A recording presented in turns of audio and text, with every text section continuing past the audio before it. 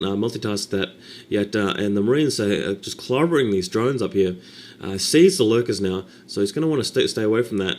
And meantime, the top left, Victory just punishing Revival for these expansions here, wiping out drones left and right. There's a big group of Ultras in the center, but they're not going to be able to get through this little attack here. So Victory's got all of his bases covered here, literally and metaphorically. Those tanks, combined with those Marines, are really going to support him here. And Terran versus Zerg, when you're sort of up into the 130 supply, as Victory is, he can really do a lot. And these Ultralisks, despite there being so many of them, with the tank support, this is really going to just plow through them and blam. Look at that, all but one Ultralisk being destroyed, and that Ultralisk is almost dead. Another tank hit, and it would have gone.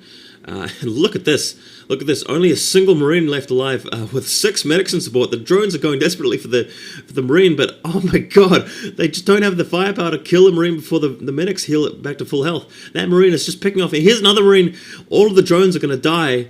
And this is amazing stuff. This kind of reminds me of that Tiller Marine Pimpus play, although this is nothing like that particular play. It's just kind of similar in principle. And these Marines are going to be able to take out the sunken colony. They're going to be able to take out the last of the drones as well.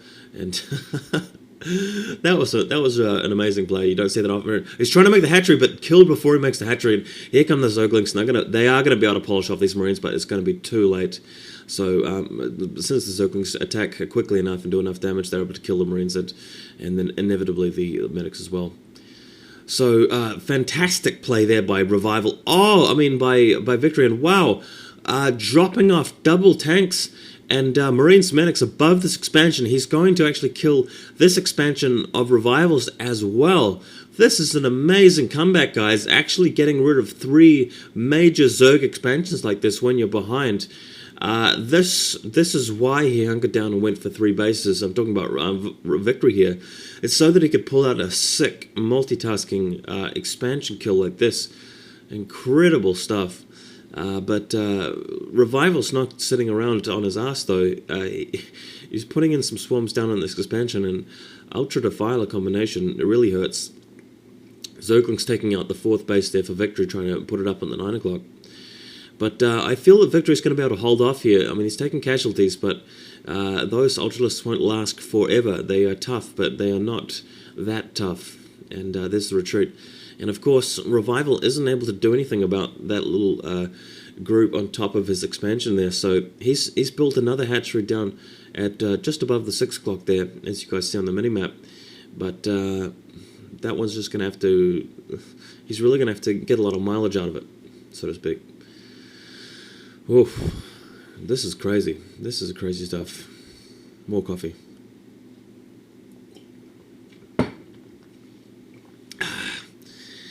Yeah, coffee's good, but a little bit of a lull in the action here.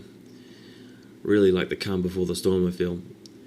Looks like Victory is going to have to try a little bit harder than that, securing his 4th base. In the meantime, Revival should really have no trouble just building hatcheries everywhere again. I mean, it's easy for the Zerg player to build more hatcheries than it is for the Terran player to just multitask and crush 3 whole bases at once. But I mean, then resources play into it. But it looks like we've got a large battle here. A play going off over a lot of Marines, and looks like Victory standing his ground. He's going to get rid of most of the Zerg forces there, but badly plagued there. He's really going to have to get some more medics in the action because they're going to be out of energy fairly quickly. For some reason, the Zerg has taken out those Marines. I'm not sure how he did that. I wasn't actually focusing on that part, but he's still got no expansion next to that mineral patch. Looks like Victory only has a single mineral patch left remaining, and it's being heavily mined. So not too much left there for Victory. He's going to run out of minerals soon. That's why he really wants to secure the 9 o'clock. But of course, he's got to simultaneously defend his meager resources, as well as stopping this expansion down here from the Revival. And that looks to be just what he's doing. Oh dear, look at all those Marines, look at how close they are to those drones. In a second, Revival's about to lose 1 million drones, and here he comes now, kills the Nidus Canal, spots the lurkers, kills the lurkers, snipes them, wipes out all of the drones. Oh my god, that was disastrous. That was like a drone slaughter fest. 12 to 14 drones, I think, killed there. It was, quite a lot. I can't quite read the exact number on this rendition of the screen due to the resolution I did this at. But oh my god, that was a lot of drones being slaughtered right there. And he's going to have free reign to actually attack this expansion, the bottom right. Let's see how successful this is. Revival is really, well, no, he's not short on units. Oh my god, and those vessels are going to have to be quick. Ready all of the defilers and as many ultralists as possible. But Scourge is coming in to deal with that threat. And Victory just does not have enough units to stop this Zerg defense here. He's not going to be able to push onto that extra base, so he's going to have to macro up and attack again. Building another command center to float over to the 4th base at the 9 o'clock. He's going to try that again. It's good that Victory's got all those floating buildings, those floating Terran buildings out in the field, because that's really helping him scout quite well. But at the top left, we've got drones ready in position to build hatcheries, so Revival is just waiting to get an influx of resources and waiting for the point where he doesn't have to spend too much on more units.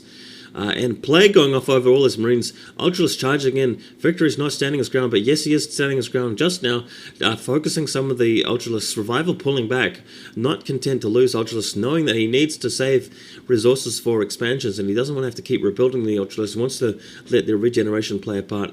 Looks like Victory's going again for the 9 o'clock. We've got a Zergling there. So that's not going to be happening until he gets some Marines over there to take it out. But as soon as he does, Revival will know what's going to be happening, and Revival will know that if Victory goes to attack his expansions at the bottom right, he can always send Zerglings of his own to the 9 o'clock. And that's the predicament that Terran players are in this kind of situation. It's tough. It's really, it kind of favors the Zerg. Other points in the game favor the Terran, but in this situation, Zergs, I think, have the advantage.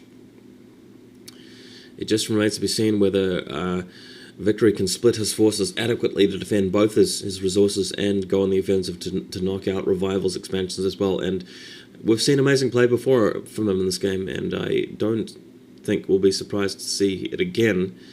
Although amazing play in StarCraft always is a surprise when you're an average player and you tend not to see anything really, really flashy in your own games. And that's the joy of watching StarCraft. Oh. Anyway, not that I'm tired of this game. It's just late night. But 9 o'clock expansion is secured, so heaps of SCVs have taken that one out. We've got an engineering bay over there by that expansion. He's noticing that there are drones harvesting. He's sent an SCV over to check out this bottom right. So definitely knows what's going on there. Wow, vessels on top of those. Oh my god, Scourges. He has raided both defilers though. So, and the Plague goes off and the Swarm. Ultralisks attacking underneath the Swarm. Looks like Victory's going to stand his ground here just outside of the Swarm, but Ultralisks are going to be able to go in and start attacking some SUVs there. And look at that, just blasting the Ultralisk. Cannot do a single damage. The Ultralisk is actually getting health back rather than losing it, even under the fire of all of those Marines. And this is funny to watch usually, but looks like the base has been lifted off, so Revival is temporarily in retreat. But he's attacking now. Oh my God! Victory's holding his ground. Ultra's back underneath the Swarm.